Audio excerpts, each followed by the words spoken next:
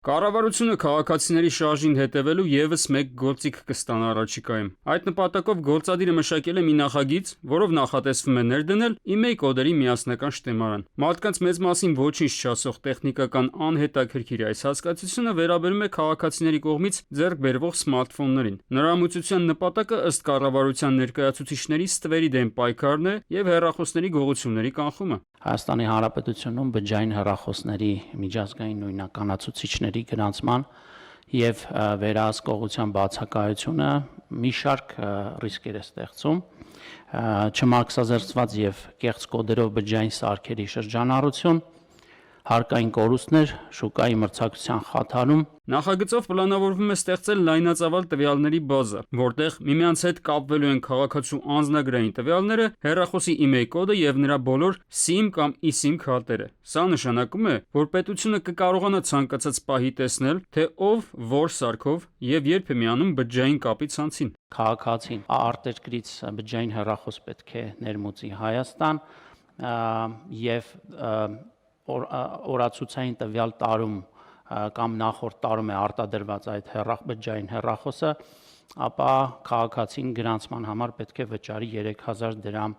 պետական տուրք։ Եթե ավելի հին հեռախոս է, ապա պետք է գրանցի եւ դրա համար որևէ տուրք չի նախատեսվում։ Նախագծում նշվում է, որ բազայի տեխնիկական խափանման դեպքում օպերատորները պարտավոր են լինելու դադարեցնել կապի տրամադրումը։ Խոսքը վերաբերում է շուրջ 2.5 միլիոն օգտատիրոջ տվյալների սպասարկմանը, իսկ փորձը ցույց է տալիս, որ պետական էլեկտրոնային համակարգերը հաճախ են ունենում խնդիրներ ծանրաբեռնվածության նույնիսկ փոքր տատանման դեպքում։ Եթե բազան կախեց, սպիտակ ցուցակը օպերատորը չի ունենալու այդ պահին, ու ստացվում է չի իմանալու է հեռախոսին մուտք տա թե չէ։ Քաղաքացիների հեռախոսները նույնականացնող տվյալներով շտեմարանների ադմինիստրատորը կարող է այս տվյալների հիման վրա մատուցել թվային այլ ծառայություններ պետական տեղական ինքնակառավարման մարմիններին կամ նույնիսկ մասնավոր կազմակերպություններին, ասում է նախագիծը։ Սա ստեղծում է ռիսկ, որ ի սկզբանե մի նպատակով հավաքված տվյալները հետագայում կարող են օգտագործվել բոլորովին այլ նպատակներով։ Ոնց որ մեքենայի պես պետք է լինի, այսինքն եթե դու հեռախոսը ուրիշին վաճառեցի, ինքը պետք է գնա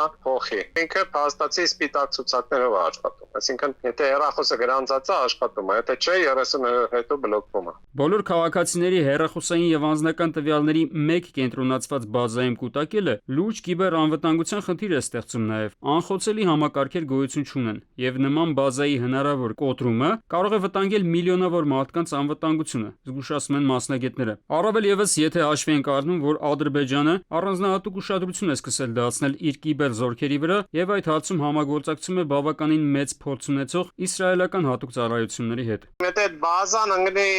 հակառակորդի ձեռքը, ինքը լրացուցիչ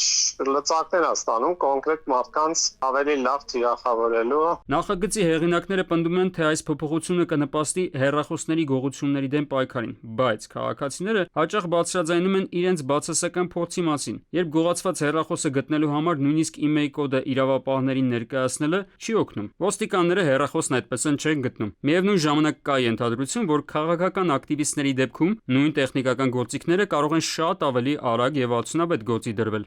Արմեն Աթալյան, ժամը լրատվական։